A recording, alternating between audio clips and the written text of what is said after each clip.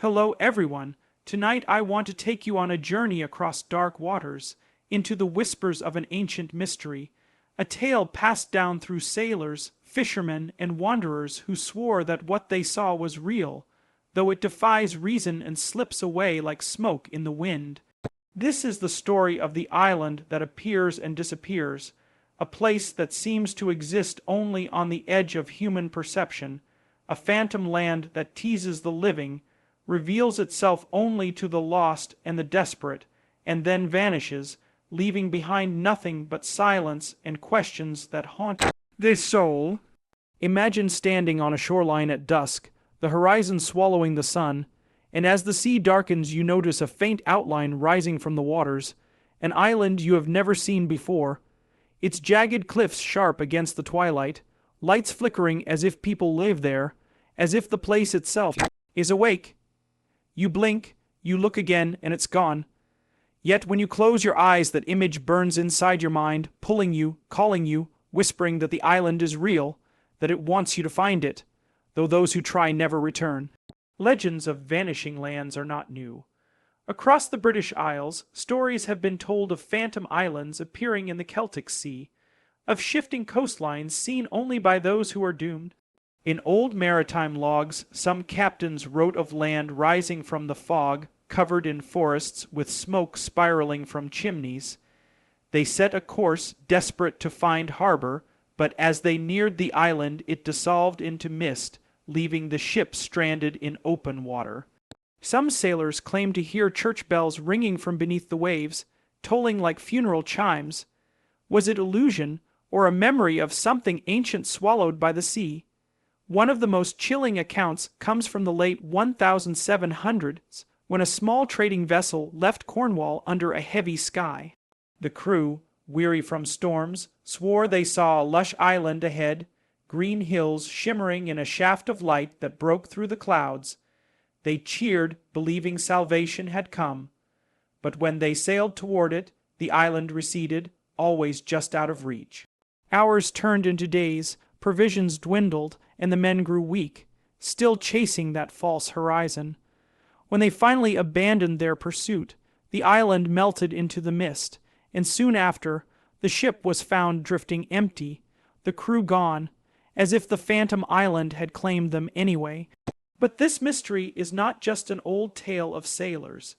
Even in modern times, people have reported strange sightings along the British coast. In 1959, a fisherman near the Outer Hebrides described an island appearing out of nowhere while he was checking his nets. He saw cliffs, black as slate, and what looked like ruined towers at the top. He turned his boat to approach, but within minutes, the entire landmass dissolved into the sea spray. He said he heard something too, a deep hum that vibrated through his bones, like the sound of something alive beneath the waves. His story was dismissed as imagination, yet he swore until his death that the island was real.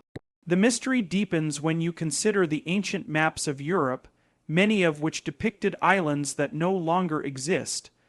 Old cartographers drew places like High, Brassel, a mythical land west of Ireland, often shown as a circular island cloaked in mist. Sailors believed High, Brassel appeared once every 7 years, offering glimpses of its golden cities before vanishing again. Some claim to have landed there, bringing back strange objects or tales of advanced beings who lived apart from the world. Could the island that appears and disappears be one of these mythical lands, still wandering the seas, slipping between worlds like a ghost?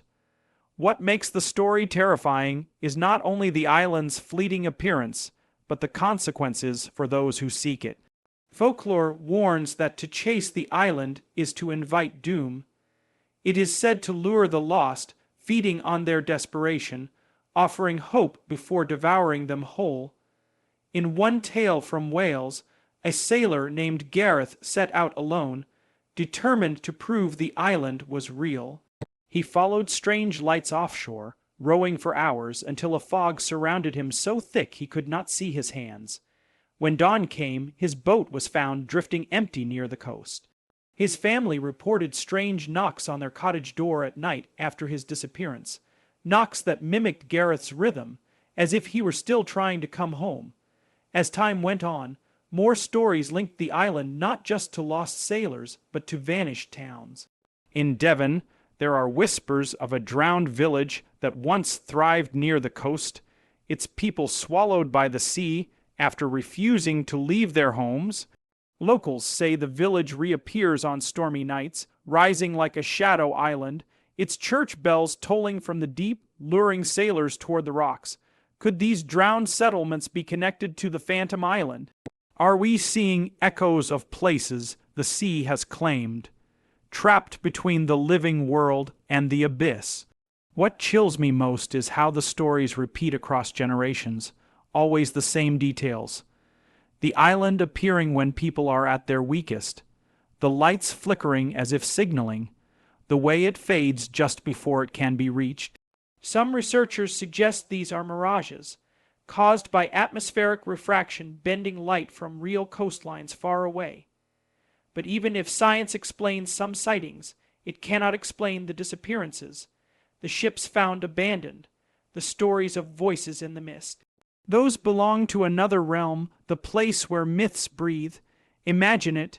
You are at sea, the night black as coal, your compass spinning wild, when suddenly land appears. Relief floods your body. You have found hope. But as you draw closer, the waves grow stronger, pulling you toward the shadow. You hear faint music, laughter carried on the wind, and for a moment it feels warm, welcoming.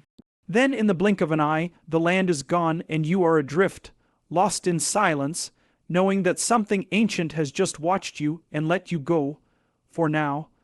That is the first half of our journey into this haunting mystery, but the tale doesn't end here. In the second part, we will explore deeper stories, darker theories, and chilling encounters that suggest the island might not just be a mirage, but something alive, something waiting, something that chooses who sees it and who it takes. And so the story deepens, because what makes this island different from other mysteries is not simply its vanishing act, but the sense that it has intent, that it reveals itself to certain people and hides from others, almost like a predator choosing its prey. The sailors who told of it often said they felt watched long before the island appeared, as if unseen eyes from beneath the waves were studying them, measuring their fear. Some even spoke of dreams that haunted them before their voyages, dreams of distant land with burning skies, dreams of footsteps echoing on wet stone, dreams where they were already standing on that island without knowing how they got there. It is as though the island calls its victims before they even set sail, whispering into their sleep, promising safety, while in truth offering only silence. One chilling account was recorded in 1889, when a ship carrying migrants bound for America vanished without explanation. Months later, a fisherman claimed he saw the vessel drifting empty near Ireland. When he approached, he noticed something strange. Every rope was neatly coiled, every sail furled, every chair in the cabin set as if waiting for dinner, but not a single person remained. On the captain's desk, a logbook described an island sighting 3 days earlier, an island with lights that blinked like lanterns guiding them toward harbor. The last line of the log was smeared, but a single word was still legible: closer. Some believed the ship was taken, its people claimed by the Phantom Land, while the vessel itself was spat back, hollow and dead, like a warning. Stories like these spread across coastal villages, and people began to fear the sea not only for its storms, but for its whispers. Mothers warned their children never to stare too long at the horizon, because if you looked with longing eyes, the island might appear, and once you saw it, you would be drawn to it forever. There were even tales of those who stayed ashore yet still vanished, drawn into the mist after claiming they had seen the island in their dreams.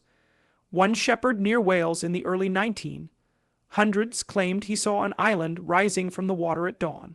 He told his family that he heard voices calling his name from across the waves. Days later, his footprints were found leading down to the shore, but the tide was calm, and there was no sign of him, as if he had simply walked into the sea to answer the island's call. But perhaps the most terrifying stories come not from sailors or villagers, but from those who swore they actually set foot on the island. There are only a handful of such tales, whispered and doubted, yet they remain impossible to erase. One comes from an anonymous diary discovered in the ruins of an abandoned lighthouse in Scotland. The diary describes a storm in 1823 when 3 keepers watched as an island appeared close to their station. They were certain it had not been there before, yet they saw what looked like stone buildings, a bell tower, and faint light glowing from within. Driven by curiosity, one keeper took a small boat and rowed across. Hours passed, then a day, and he did not return. The other 2 keepers searched the shore, but saw nothing. The next morning, the island was gone, and on the rocks below the lighthouse they found the missing man's boots, neatly placed side by side, as if he had taken them off before stepping into another world. The diary ended abruptly after that entry, with the final page left blank, though there were faint water stains across the paper, as if the sea itself had touched it. Modern researchers have tried to rationalize these accounts. They say it could be a trick of the light, a phenomenon called fata morgana, where layers of warm and cold air bend distant images, projecting them like ghostly mirages onto the horizon. That might explain why sailors saw land that was not there, or why islands appeared closer than they were. But even the most rational minds admit unease at the pattern of disappearances, the logbooks ending mid-sentence, the ships found drifting, the people who walked into the waves never to return. Can mirages steal entire crews? Can light reflections call your name in the night? There are theories darker still, ones that move beyond science into the forbidden. Some whisper that the island is not of this world at all, but a remnant of something ancient that existed before mankind, slipping between dimensions when the veil thins. Perhaps it is a doorway, a threshold to another place that hungers for the living. Old Celtic legends speak of Turna and Og, the land of eternal youth, where mortals might stumble by accident and never escape. To some, the phantom island is Turna and Og's shadow, the darker twin, a place that lures mortals only to trap them in endless silence. Others believe it is the spirit of drowned lands, entire civilizations swallowed by the sea, now drifting like restless ghosts, reaching out to drag others into their watery graves. One theory I find particularly chilling comes from a folklorist in the 1930s who suggested the island is alive. Not alive in the way a forest or ecosystem is alive, but alive in the sense of consciousness. He believed the island itself is a predator, revealing itself when hungry, projecting illusions to lure humans closer, then consuming them in ways we cannot understand. The lights seen on its shores, he wrote, are not lanterns but the glow of its heartbeat, the pulse of something vast beneath the waves. The bells that toll are not churches but echoes of its feeding, vibrations carried through stone and sea. If true, then every story, every vanishing is not coincidence but design, and the island will continue to feed as long as humans sail the waters near its domain. And if you doubt this, consider the case of the small yacht that disappeared in 2001 off the coast of Ireland. When the vessel was recovered weeks later, its radio was still working, but the tape inside had been left recording. The last 2 minutes are chilling. First, the crew's voices shouting in relief, saying they see land ahead, that they might have found safety. Then static, followed by strange low tones, almost like chanting or a deep rumble. Finally, a scream, then silence. Forensic experts dismissed it as equipment malfunction, but those who listened closely swore the rumble was not random. It had rhythm like a heartbeat. Even now, some locals claim that on certain nights, when the moon is high and the sea unnaturally calm, the island rises again. They say you can see shadows moving along its cliffs, as if figures are pacing, watching, waiting for someone to approach. Some even claim the shadows wave, beckoning you, promising safety if you just come closer, and those who are foolish enough to try never return. It is said their names vanish from memory, their homes empty, as if the island not only takes the body but erases the soul, leaving nothing but the faintest whisper in the mist. So I ask you, what is this place? A trick of light, a drowned city, a doorway to another world, or a living predator drifting in the sea? No matter the answer, the danger remains. Perhaps the most terrifying thought is that the island might not be far from any of us, that it could be waiting just beyond the horizon, ready to reveal itself when the time is right. And when it does, will you be able to resist its call? Or will you, like so many before, follow its lights into the fog, never to be seen again? As the waves crash outside your window tonight, remember this. The ocean hides secrets older than memory, and some of those secrets still breathe.